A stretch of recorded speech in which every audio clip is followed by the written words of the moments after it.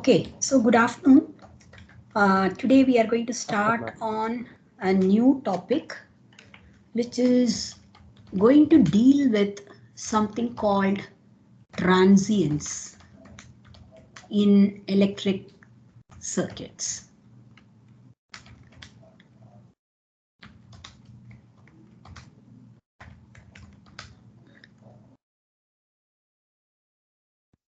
So, what do we mean by transients? First of all, we'll have to understand that. Ma'am, sorry to disturb, but there are people in the waiting room, ma'am.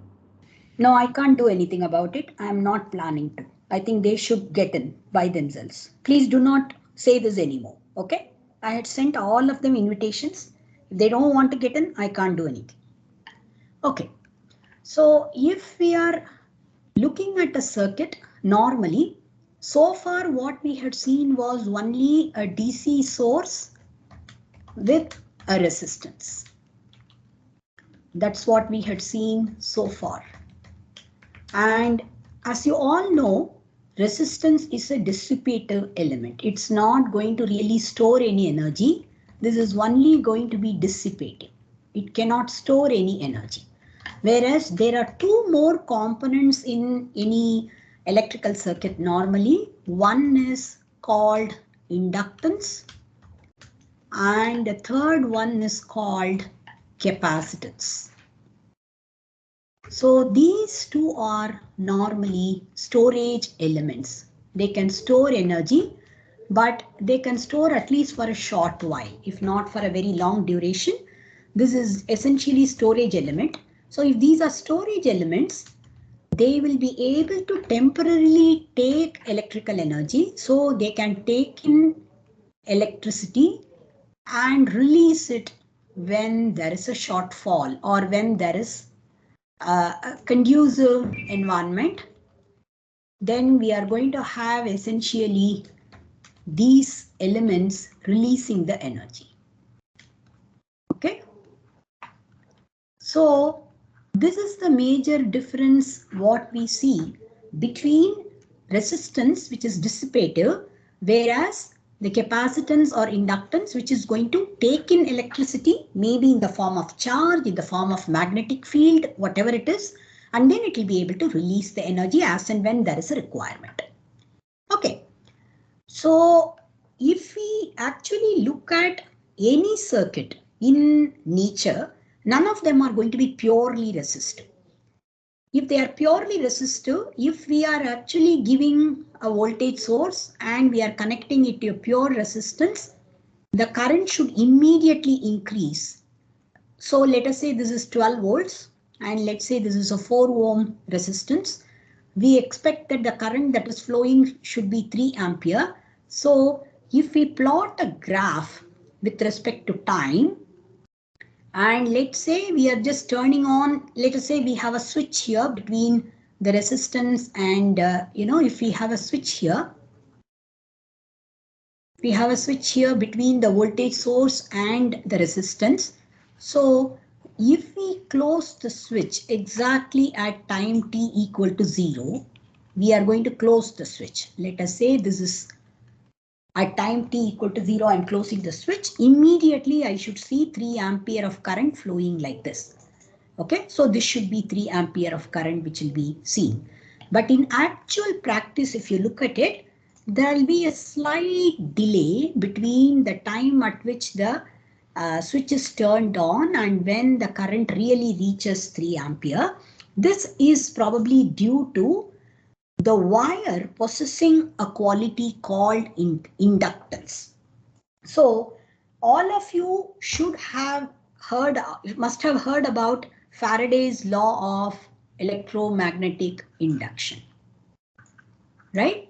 So Faraday's law of electromagnetic induction essentially tells that if we are having a current flowing through, let us say, a coil or a wire. So if we are going to have, let us say, a coil which is having a current that is being carried by this coil, then it is going to create a magnetism. So this is going to create flux, magnetic flux around it.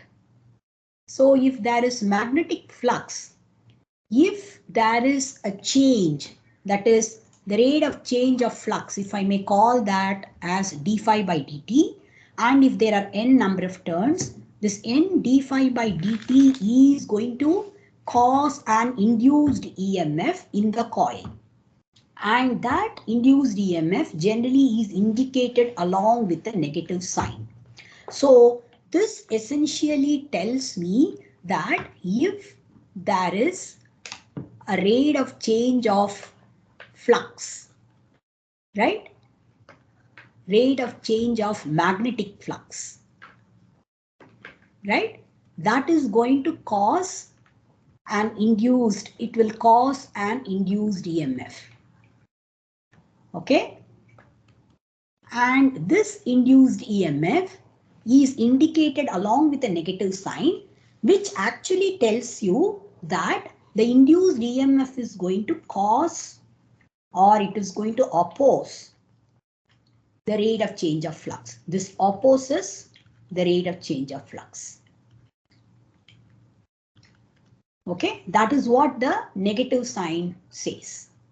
So what happens is, if I am turning on a circuit like this, right, the switch like this, then a current which is actually flowing through this circuit, if it is going from 0 ampere to 3 ampere, during the change from 0 ampere to 3 ampere, there is a rate of change of current which will actually cause rate of change of flux. If there is a rate of change of flux, there is going to be definitely an induced EMF which opposes this rate of change of flux. The rate of change of flux is essentially due to 3 ampere of current that is flowing.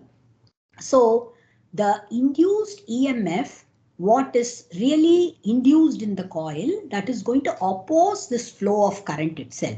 So if I say that this is plus and this is minus, the flow of current which is being opposed, it can be opposed only if I'm going to have a plus here and minus here. This has to be plus and probably this has to be minus. If I'm talking about this, instead of the resistance, if it is like a coil, I'm going to have an induced EMF in such a way that it is going to oppose the rise in the current, basically, right? But if I am looking at the same circuit, once the switch is turned on and I leave it on for a longish duration of time, eventually the current would have reached the same 3 ampere. And once the current has reached this 3 ampere full quantity of current, full magnitude of current, I will not see any di by dt. So no di by dt is seen when the circuit ultimately reaches steady state. We say that this is the steady state of the circuit which is carrying 3 ampere of current. So when the circuit reaches steady state, right, that at that stage I'm going to have di by dt equal to 0. If di by dt is 0, there is no d phi by dt either. This is also 0. If this is 0, then there is no induced EMF. There is no induced EMF. In a resistance, there is voltage drop, whereas in a coil, there is something called induced EMF, which is actually opposing the flow of current. And this induced EMF will become 0 in a DC circuit whenever I'm not going to have any rate of change of current at all. Okay. So rather than specifying this property with the magnetic flux, rather than saying that n d phi by dt, which is equal to induced EMF, what is being used as a circuit element is inductance, where we would like to only mention the voltage and current. So we are going to specify the same thing as L di by dt. So rather than saying that in a resistance we say V is proportional to I, rather in the case of inductance we say V is proportional to di by dt.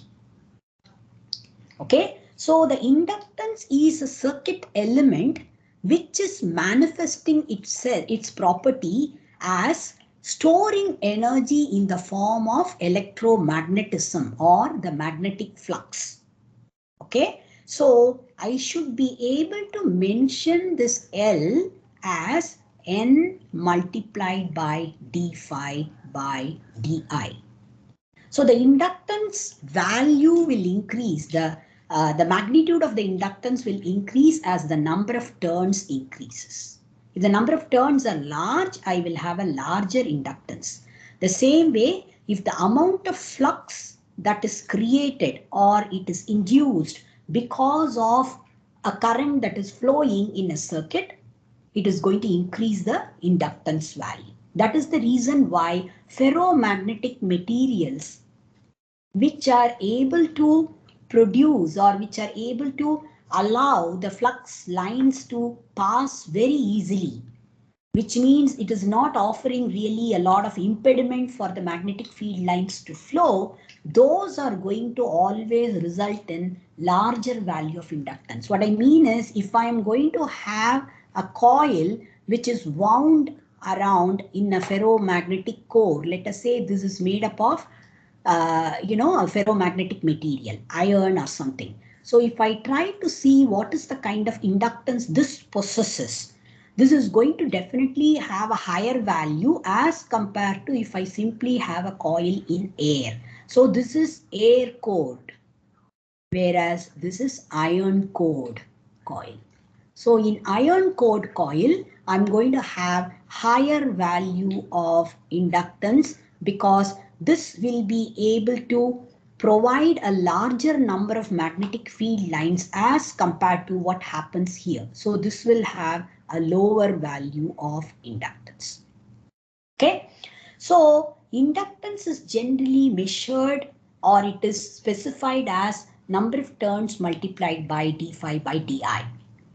Now, if I am saying that in a DC circuit, as time goes by, once it reaches steady state, if it is going to have a constant value of current, and if d phi by dt as well as di by dt are 0, it is essentially going to have the induced EMF also to be 0. So I'm going to have E equal to 0. If E is 0, which means the inductance is essentially not going to have any opposing voltage, or you cannot say that there will be any voltage drop across the inductance at all. So the inductance acts like a short circuit. Inductance acts like a short circuit. So the short circuit is essentially when there is no impediment for the flow of current. That's what we call a short circuit. So the inductance acts like a short circuit in a DC circuit. If I'm talking about a DC excitation provided to an inductive circuit, then I'm going to see that the current can literally reach infinity. I'm going to have essentially there is no impediment at all for the current flow. So if to a purely inductive circuit, if DC is applied, DC voltage is applied, then the current can be infinity. The current can reach infinity. Okay, so this is really a deadly situation if I'm trying to apply a DC voltage to an inductive circuit. So having said that, whatever we are talking about as the current reaching infinity, that will be only when the circuit has settled down in its steady state. So when the circuit reaches its steady state. So I'm essentially talking about the time has elapsed, sufficient amount of time has elapsed. Okay, at that point, I am going to have essentially the current almost having reached infinite value. Okay, now let us try to analyze the circuit. So how is going to be the transient response of a circuit excited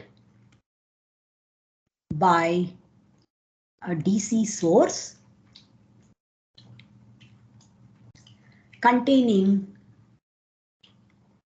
R and L, both, that is resistance and inductance. If both are there in a circuit, how are we going to have the transient response? This is what we are going to look at. Okay. By the way, inductance is generally measured in terms of Henry. So inductance unit is in terms of Henry. Okay. So Henry is generally, if I try to write it like this, L di by dt is going to be voltage, right? Or I can also say N d phi by dt is also going to be voltage. So either I can tell about inductance as N d phi by di. N is the number of turns, which doesn't have any unit as such. So inductance can be Weber, which is actually for the unit for flux, and Weber per ampere. That is actually Henry. Or I can also say from here, if I want to say L equal to volt second divided by ampere. Right? So which means I can also call this as volt per ampere is ohm. Okay? Ohm multiplied by second. That is also essentially inductance. The unit of inductance, although we call that as Henry, Henry can be interpreted as volt second per ampere or Weber per ampere. Either way is fine. Okay. Now let us try to look at the transient response of the circuit. So let's say this is going to be my voltage source, and I'm going to have probably a switch like this, and I'm having a resistance, and I'm going to have an inductance. Okay, I'm going to close this switch at time t equal to 0.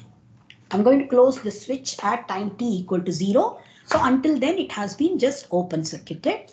So let us say this voltage is VDC, and this is going to be R, and this is going to be L. Okay, now I should be able to write the KVL equation. Right? So the KVL equation, I can write this as Ri plus L di by dt equal to VDC.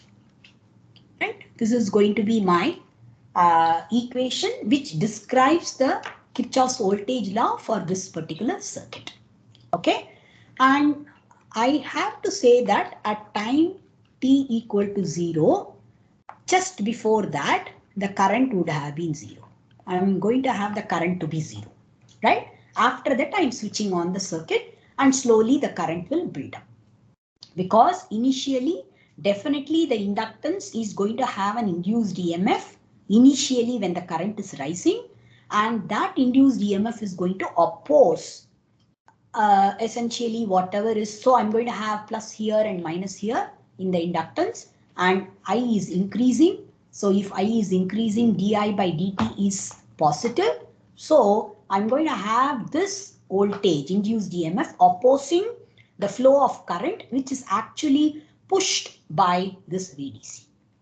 Okay. Now let us try to segregate. So let me first of all divide this entire thing by R. So I can write this equation as I plus L by R multiplied by di by dt equal to VDC divided by R. Okay. Now, when I am saying that the inductance is going to act like a short circuit when the circuit reaches steady state, I am going to have the current that is flowing through the circuit finally to be VDC by R. This is going to be the final current, or let me call that as steady state current. This is going to be the steady state current. So the steady state current is going to be VDC by R. Okay. So I can say this is equal to ISS. I can write this as ISS. This is the steady state current. Okay. So let me try to write this as ISS minus I equal to L by R multiplied by DI by dt. Right? This is going to be the equation what I get for which is governing the current rise in this particular circuit. Okay. So I can write again DI divided by ISS minus I, right, equal to R by L multiplied by dt. So when I integrate on both the sides, I should be able to get a solution for this current I. This is a first order differential equation. I'm sure you guys have dealt with the first order differential equation earlier. So I'm trying to get the solution for this first order differential equation. Okay. So I should be able to write this as minus ln natural logarithm of ISS minus I. Right, because this is minus I, that's why I'm getting a minus sign, plus some kind of constant, let me call that as C1, equal to R by L times T. Right? Okay. So let me try to get what is the value of C1. To get the value of C1, I should substitute probably the initial condition. So I can say at T equal to 0, I equal to 0, because the circuit was at rest and I'm essentially just switching on that switch at T equal to 0. So I is going to be equal to 0 at T equal to 0. So let me say that this is going to be minus ln multiplied by ISS minus 0, okay, plus C1 equal to T is 0. So that is going to be equal to 0. This is what I will get when I substitute T equal to 0. At T equal to 0, I is equal to 0. Fine. So I can say C1 equal to ln of ISS. Fine. So I should be able to write this solution. So if I want to just write the solution, I should write this as ln ISS divided by ISS minus I equal to R by L times T. If I try to invert this, okay, so I can write ln of ISS minus I divided by ISS equal to minus R by L times T, or I should be able to write this as e power minus R by L times T should be equal to ISS minus I divided by ISS. Right? So I can write this as ISS. Let me bring this I to this side. So I should be able to write this as ISS into e power minus R by L T should be equal to ISS minus I, or I can say I of T. If I want to write a complete closed form solution, I should write that as ISS multiplied by 1 minus e power minus R by L times T. Is this clear? So I'm getting, yeah. Few doubts, ma'am. Yeah. Ma'am, in the beginning, little up. Yeah. Ma'am, how do we know it's di by dt? Isn't it a DC source? So the current is not varying. The current will not vary if there is no transient at all. The moment you introduce an inductance, it is going to put up a stiff opposition to the current. Why would it put up a stiff opposition to the current? Because it was at zero current. From zero current, it is going to rise to whatever is the current value that is flowing here eventually. So when the current changes from 0 to I, there is a di by dt. Do you agree with this? Yes. So there is a di by dt. The moment there is a di by dt, it is going to have an induced EMF. And if it has an induced EMF, that is going to definitely oppose the flow of current. That is the nature of the induced EMF, right? Because if it actually aids the flow of current, the current should have reached infinity, literally. Are you getting my point? Okay. Little. So even if, yeah. Ma'am, you said infinity. I didn't understand that part last. See, if in nature, any process actually which causes, a particular effect, that effect will always be opposing the process itself. Otherwise, any process, it will build up further and further, and then it will reach, the infinite value, whatever be the infinite value in that particular process, it is going to reach. So there is no limit, absolutely. So in this particular case, the EMF, what is being induced because of, this di by dt, if it is aiding this voltage itself, then you are going to see that it will push the current literally to infinity ultimately, because it will add to whatever is you are giving as the source. So generally, any process that causes an effect, that effect is always going to oppose its own root cause. So that is what you call as Lenz's law. You might have definitely heard of Lenz's law.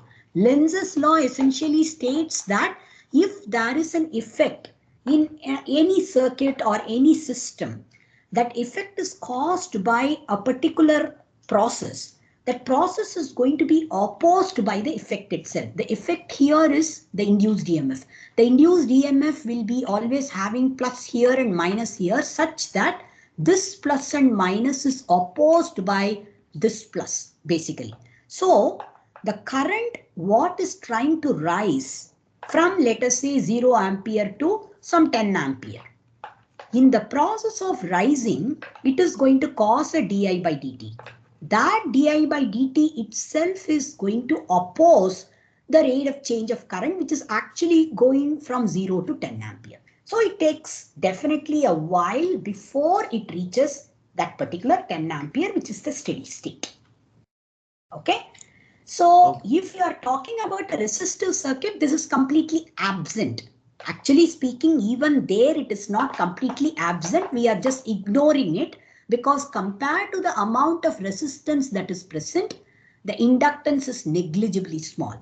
Otherwise, if you look at wire wound resistors in the lab, you would see that generally the resistor has something like a wire like this. If you had seen any rheostat in the lab, I don't know whether you have gone to a lab at all recently. Generally, to nullify the inductive effect, what they would do is the same wire would be wound around like this. So you will have a reverse flow of current going along with the forward flow of current. So if the current is flowing this way, it might also return this way, basically. So what will happen is whatever magnetic effect the incoming current is causing, it will be cancelled out by the outgoing current. This is the way it is going to be. So generally, the resistive circuits will also manifest inductance, but they are nullified by having two coils which are carrying current in two opposite directions, opposite to each other. Yeah, further questions? Any more questions, please? Ma'am, Are there any questions? Yeah. Ma'am, in the integration part, Yeah. the I is not constant, right? The I is changing, small I. Yeah, that is why you are writing DI. Yeah, and IS, the source one is constant. Is it? Steady state. Yeah, Steady state current is constant. Okay, ma'am. Yes, steady state current is a constant because by then, whatever this inductance was doing, the di by dt is the root cause for the inductance reaction. Di by dt is literally zero when you are reaching steady state, right?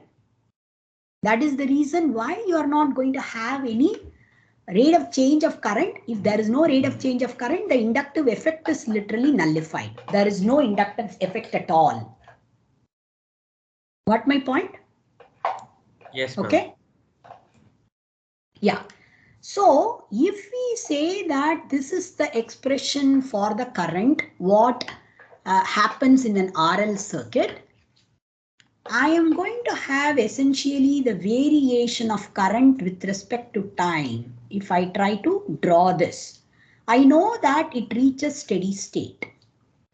Okay, so I should draw this as a straight line. So it reaches a steady state.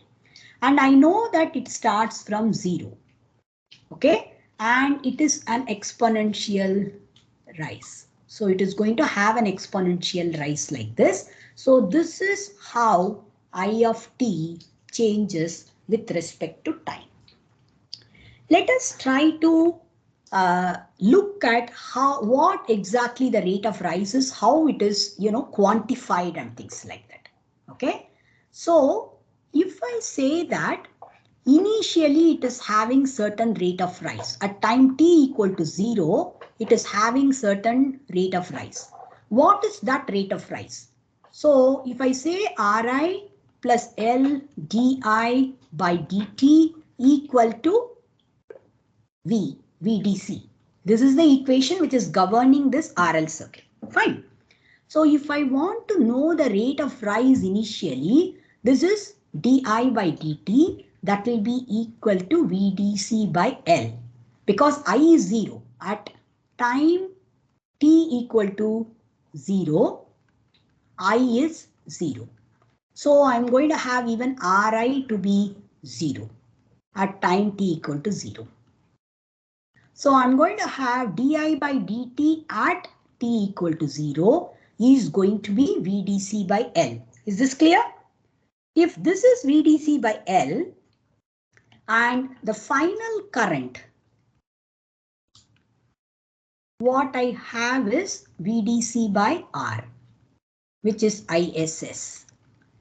So if I had had the same rate of rise throughout, the initial rate of rise is VDC by L. If I had had the same rate of rise throughout, then ISS would have been reached at what time? This is what I want to find out.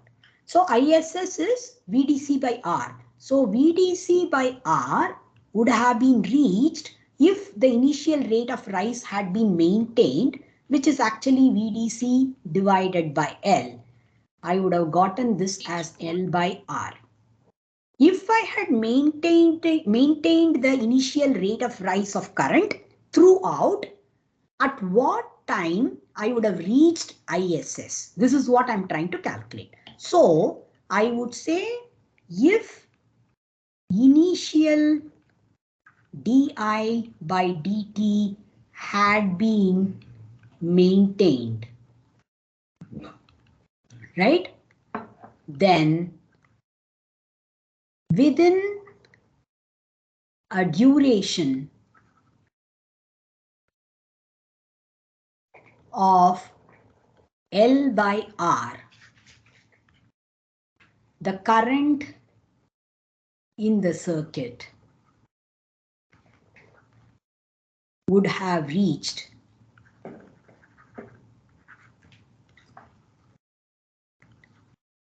ISS. So if I am maintaining the same rate of rise throughout, then the current would have reached ISS in a time duration of L by R. This time is generally called as time constant. The time constant indicates basically how long really the circuit is going to take roughly to reach the steady state. If the time constant is really high, it would take much longer. If the time constant is really small, it would have reached much more quickly the steady state. So I would say if I had the same rate of rise, right? So let me show this as the same rate of rise. So I should have shown this as linear, maybe linear rise like this. If it had a linear rise, it would have probably reached this steady state current, right? This is the steady state current much earlier than what it has actually reached. So this particular time duration is known as time constant. Generally, it is indicated by tau. This time constant is indicated by tau. So this is the time constant of the circuit. Okay.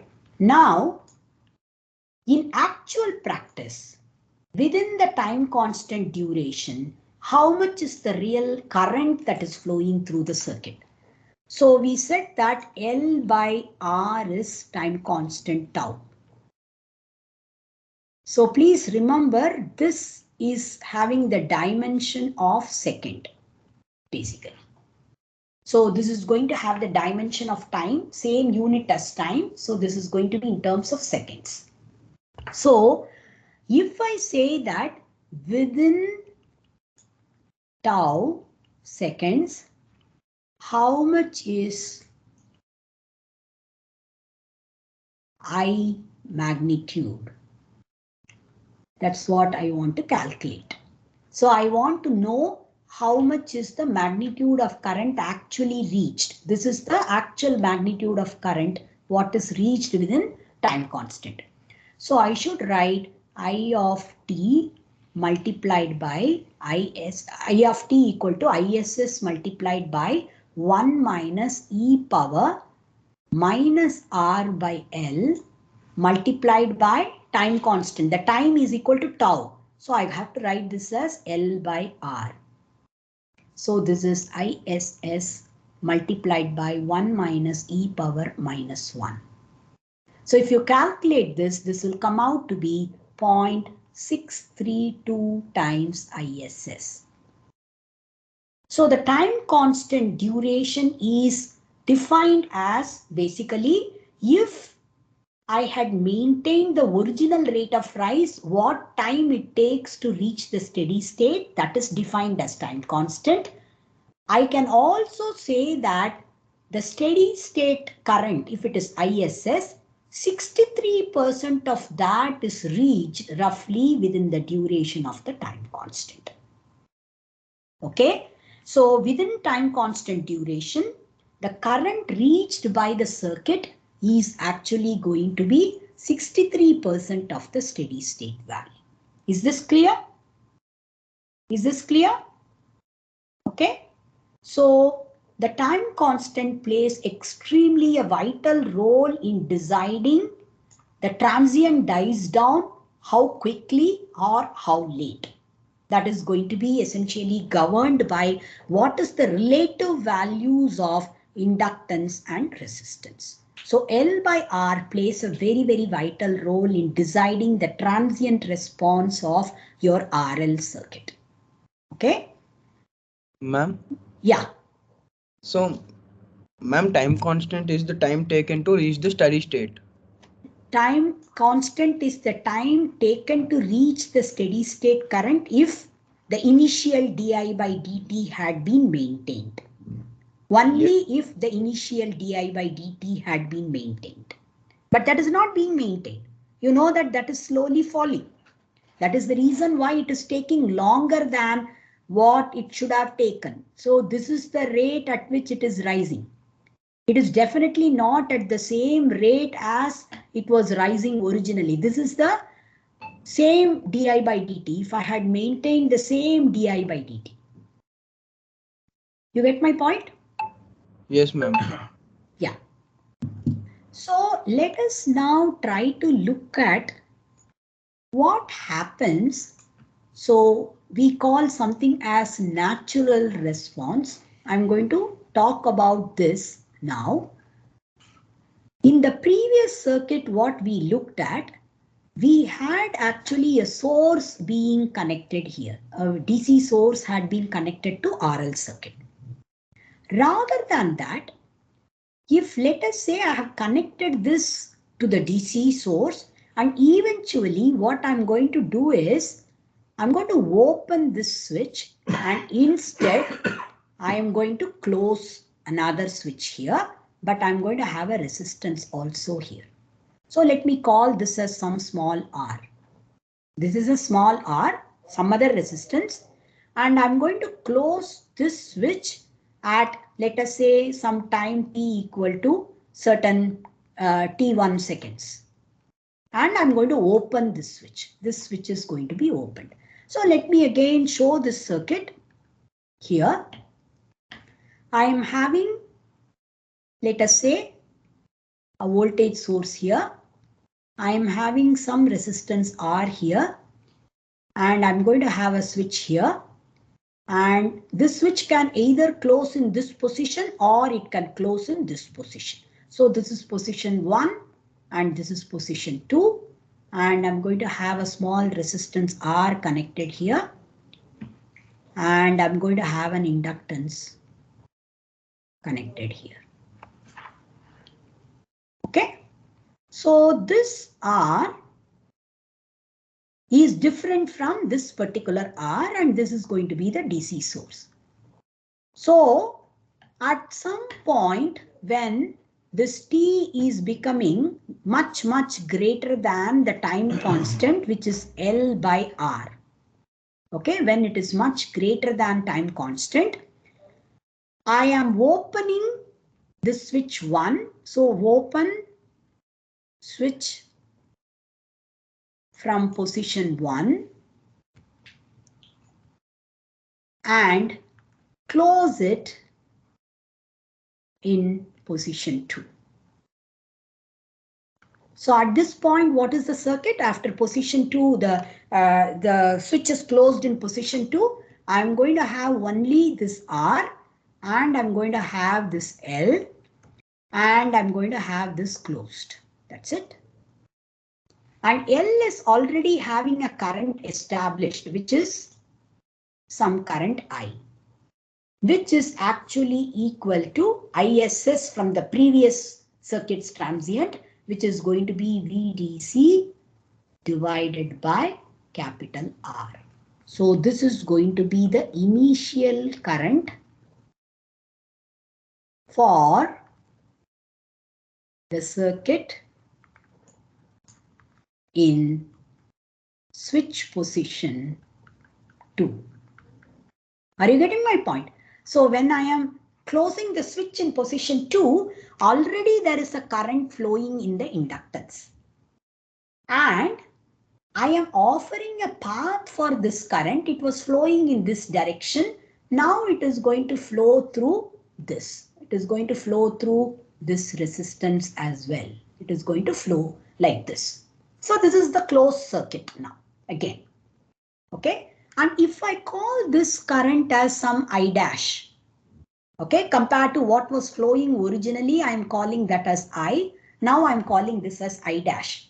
So I can write this equation now as L di dash by dt plus small r I dash equal to 0. There is no other voltage source connected.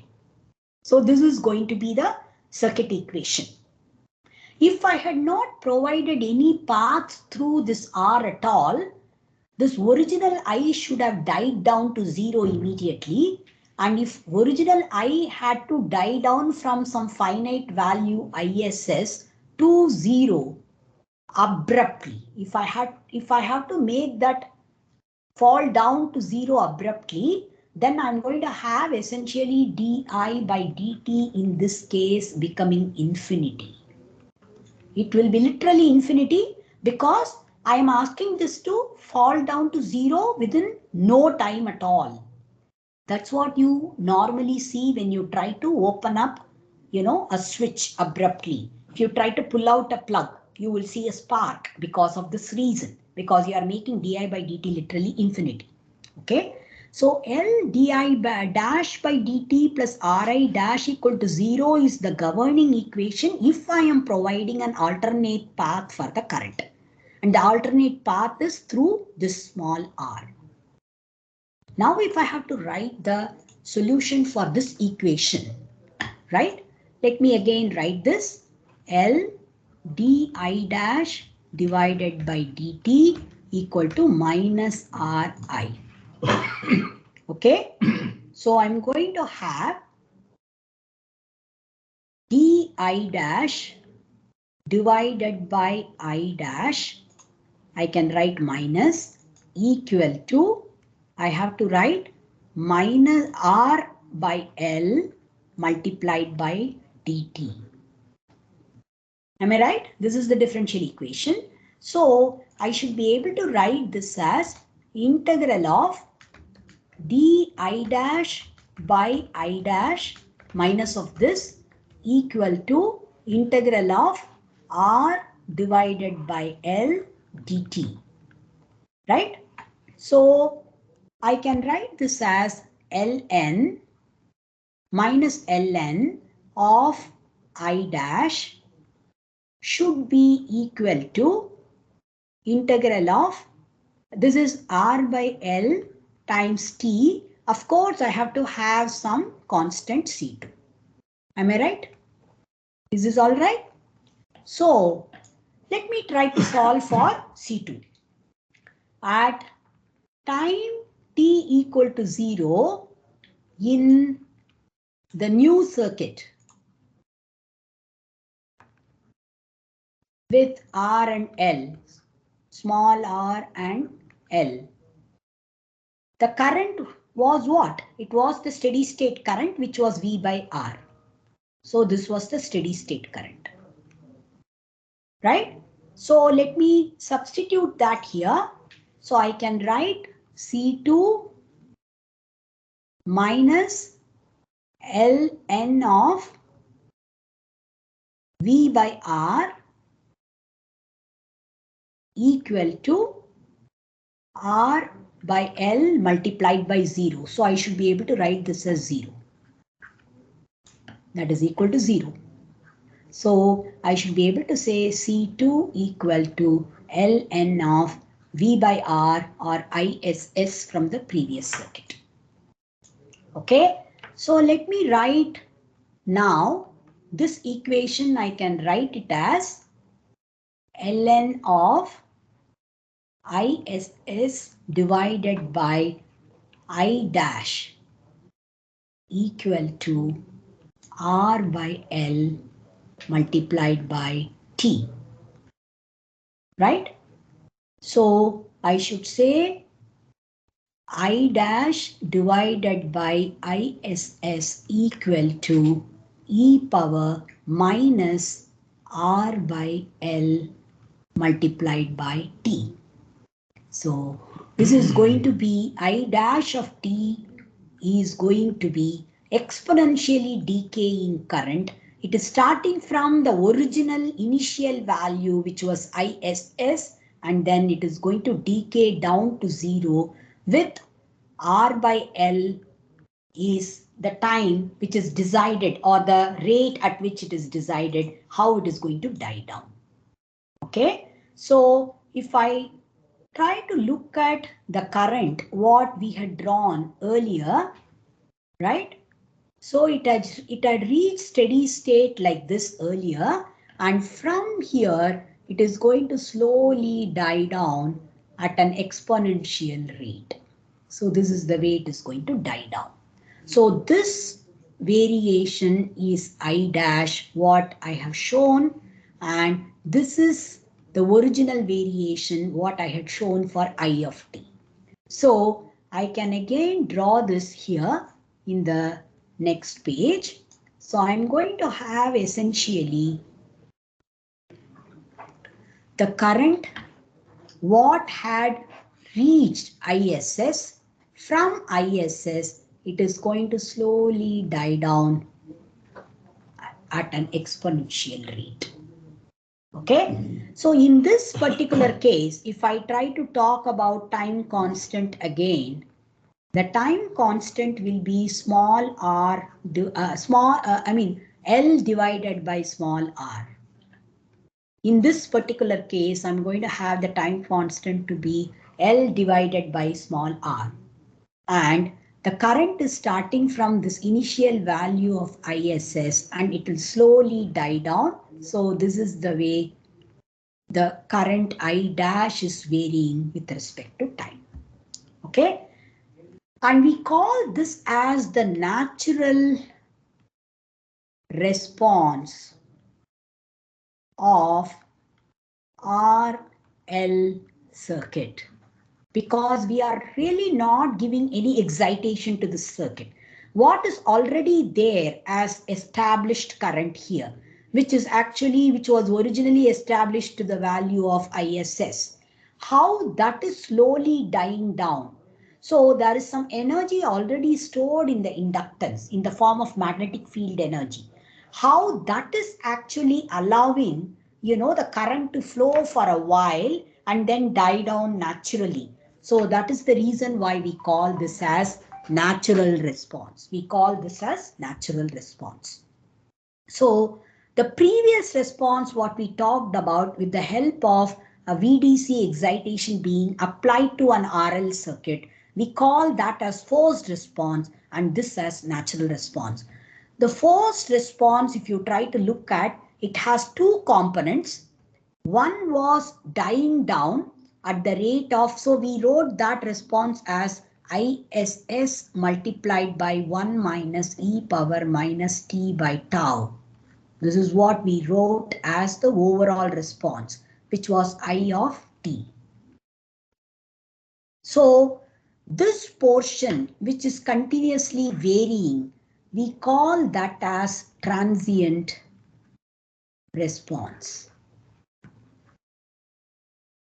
And we call this portion ISS itself, that is ISS multiplied by 1, which is the steady state response. So the total response is the summation of steady state response and transient response, or the natural response. So the natural response eventually dies down. That's why we call that as transient. It is only existing for a very short duration. So in the case where there is no forcing voltage, we are going to have this dying down to zero eventually. So the natural response eventually dies down to zero. There is no steady state response. The steady state response is going to be zero in this particular case, because the current was originally established, which was the value of ISS. From ISS, it is going to die down to zero eventually, right? And at steady state, the current is going to die down to zero. So we call this as basically no steady state response at all that is being present in this particular circuit, where you are going to have only an inductance and a resistance. Both of them are connected together. The inductance had stored some energy already. That is why it showed a current in the form of maybe ISS as the initial value. And eventually that energy dies down because it is dissipated in this resistance. The power is dissipated, so the power multiplied by time, energy, eventually goes down to zero. Is this clear? Is this clear? If there are any questions, please ask, because I would be migrating to capacitive circuit in the next class. Okay? Is this clear? Ma'am, one doubt. The natural response is what? ISS into e power minus r by LT. Yes. Okay. Where ISS was the initially established current, which depicts or manifests itself in the form of the stored energy in the inductance. Ma'am, ISS, you're talking about ISS, right? ISS is the initial current that was there in the inductance itself. So assuming there's no inductance, this is what the current would have been. ISS. If there is no inductance, it is not going to store any energy at all. Okay. We are talking about this only because of the presence of inductance. If inductance had not been there, it had been resistance, you open the switch, the current will immediately die down to zero. There is no question of even the current delaying itself like this. The current is not going to die down to zero after a while. No, that will not happen in a resistive circuit. The current is essentially retaining itself at least for a while only because the inductance is retaining some amount of stored energy. Resistance is not going to store any energy. Got it? Ma'am, so here the natural response is the storage of energy. I didn't get The energy. natural response is decided by whatever are the circuit parameters, which is L and R. And apart from that, what is the initial amount of stored energy in the form of the current manifesting itself in the inductance.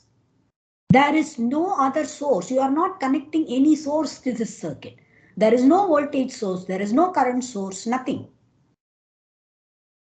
It is like, let us say you have a spring. Okay.